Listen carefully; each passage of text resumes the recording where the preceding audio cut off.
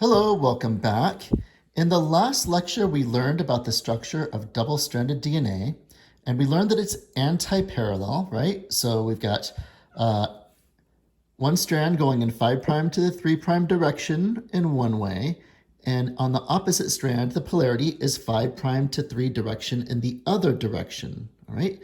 So we call that anti-parallel structure.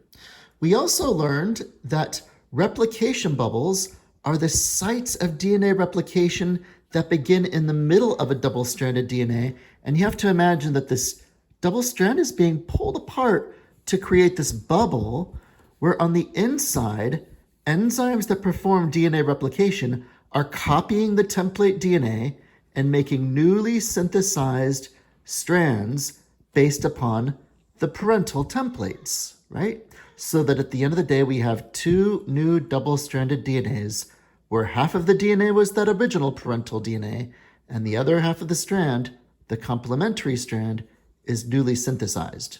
All right, so what are we going to talk about here? Well, we're going to talk about the enzymes that replicate DNA, aka what's happening at the replication bubble. All right, so let's draw for ourselves, and I'd like for you to copy along, a really ginormous replication bubble. All right, so huge replication bubble. You can see that I've got double-stranded DNA, and I pulled it apart in the center, kind of inelegantly, all right, to show that this is the space where the replication enzymes are going to be working, okay? Now, because we want to be thorough and we want to represent that these DNA strands are anti-parallel, let's say that this is the 5' end here of this strand. So that means that out here, this would be the 3' end. And if that's the 3' end, this is the 5' end, which means that out here would be the 3' end. Okay, makes sense? All right, so let's list for ourselves the major enzymes that we're going to be talking about today. All right, so number one, we are going to be introduced to an enzyme called DNA primase. All right, and we know that it's an enzyme because it has that ASE suffix. But the funny thing about DNA primase is that it actually lays down little primers of RNA. And you learned about what primers are when we learned how to perform polymerase chain reaction, all right? Which brings me to the second major enzyme, DNA polymerase.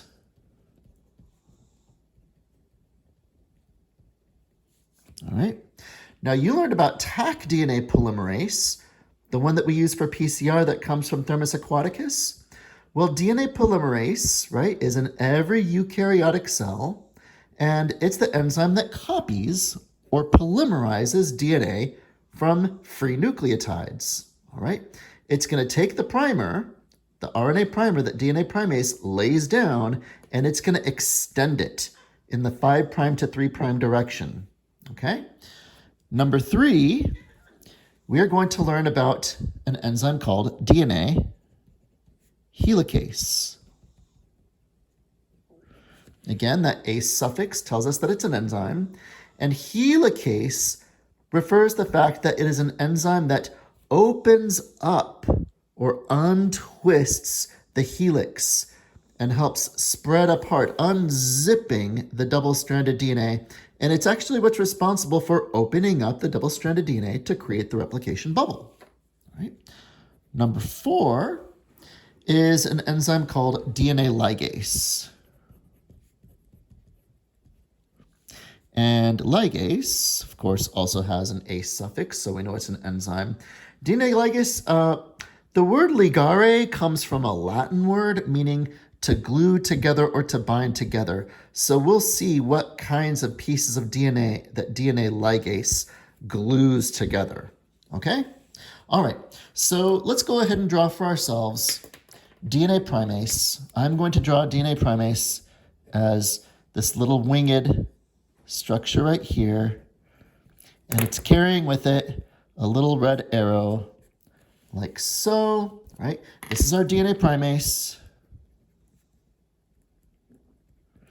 And DNA primase is going to come in and it's going to lay down this RNA primer at the center of the replication bubble. We call this center of the bubble the origin of replication, because that's where the enzymes that pull apart, the machinery that pulls apart the strand, that's where that began. So this is the origin of replication. And I'm going to write right here, put a little ORI there and a little ORI there to remind us that that's the origin. Okay? So this RNA primer has polarity. And if this strand goes from 5' to 3' in that direction, the polarity of the RNA primer must go in the opposite orientation. All right? Because at the end of the day, that newly synthesized strand is going to be the same one as at the bottom.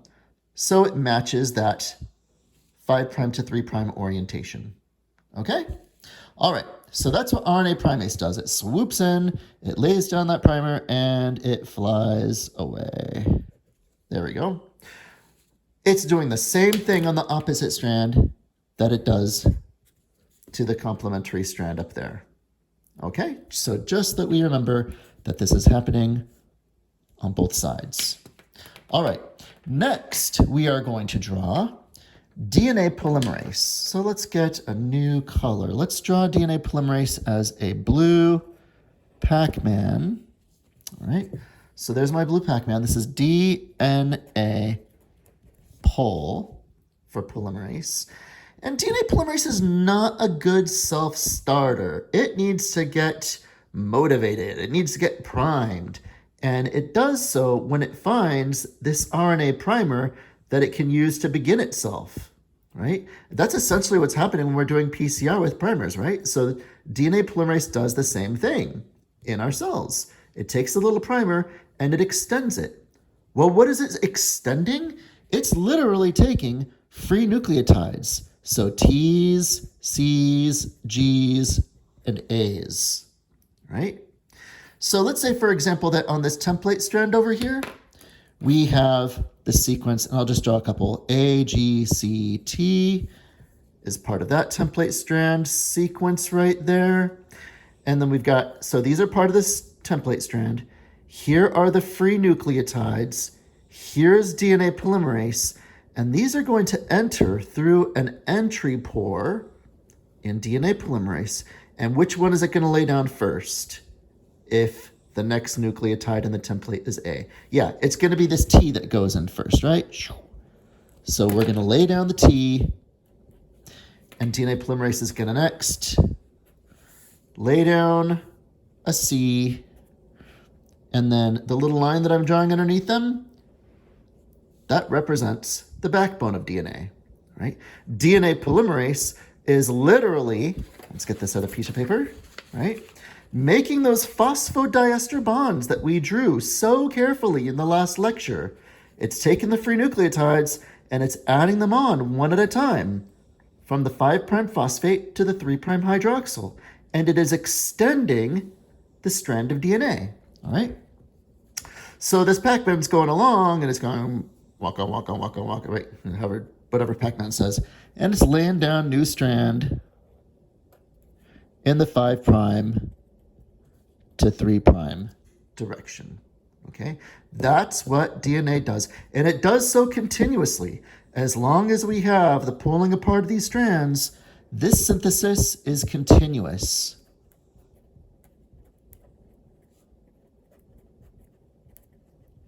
All right? So I wrote that down because that is going to become important later. We're going to contrast that against discontinuous synthesis, all right? Okay, so that's what DNA polymerase does. Let's talk about DNA helicase, all right? I like to draw DNA helicase as, let's see, what color shall we use? Let's use this lime green color. I like to draw it as a corkscrew, but I'm not a great artist, as you all know. And there's my corkscrew. And what it's doing is it's untwisting, it's pulling apart the DNA helicase just in one direction? No, right? We learned previously, let's get this old paper, that DNA replication is bidirectional, right? That means that it's doing to the one replication fork over here what it's also doing out here.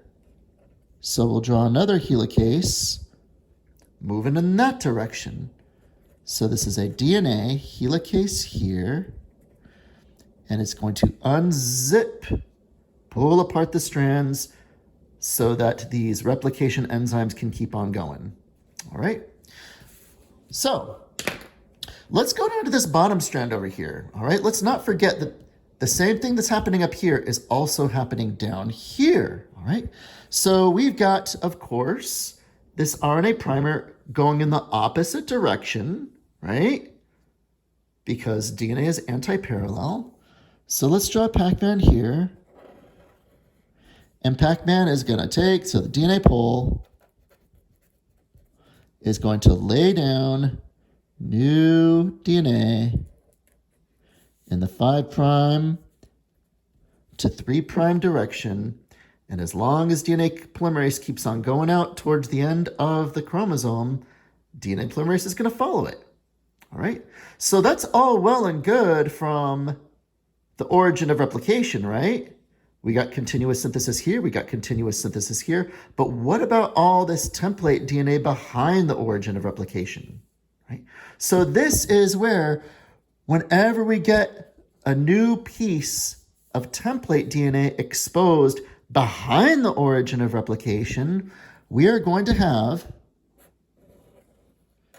another DNA polymerase coming in and laying down new DNA in the 5' to 3' direction. Right? Now, I left a little space there intentionally. Right? I left that little gap intentionally because it represents a place where we have not yet made a phosphodiester bond. Right?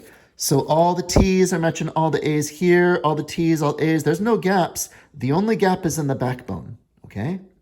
So you have to imagine this. As helicase keeps on going, more and more template is exposed on what we call the lagging strand.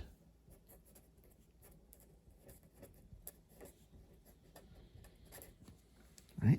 We call this the lagging strand. So another, oh boy, I cannot draw Pac-Man today. That's pathetic. Sorry about that. But this DNA polymerase is going to come in and it's going to lay down new DNA in the 5' to 3' direction. Okay? So what's going to happen is this helicase unzips more DNA. Another DNA polymerase is going to lay down another strand of DNA. Now see that? There's a little gap there. There's a gap there. There's a gap there. Who's going to glue all the gaps? Well, that is the job of an enzyme, which I'm going to draw in purple. Right? And I'm going to draw it like a glue bottle here. So remember what Elmer's glue looks like? So here's my glue bottle. But the glue is actually the enzyme DNA ligase. And DNA ligase is going to find all these gaps in the backbone, and it is going to seal them. Not only that, but DNA polymerase is going to see this RNA primer and just go right through it. It's going to, like a chisel, it's going to take out the RNA primer and it's going to replace it with DNA. Okay, so DNA ligase seals that phosphodiester bond there. It's going to seal it here. It's going to seal it here. Right? So we get this first little fragment here, a second fragment here, a second fragment there, that all get ligated together on the lagging strand.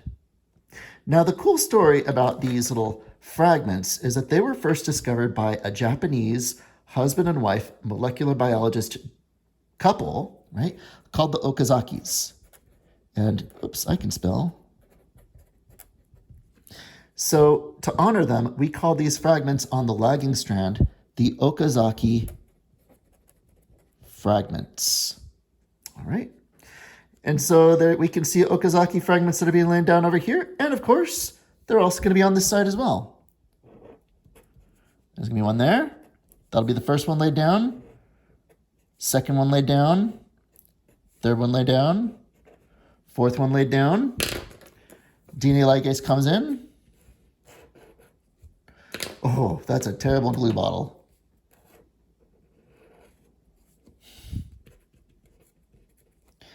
Comes in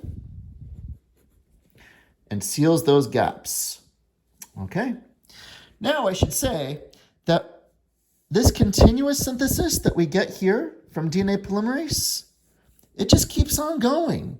And I just want to remind you that as long as helicase keeps on unzipping on the leading strand,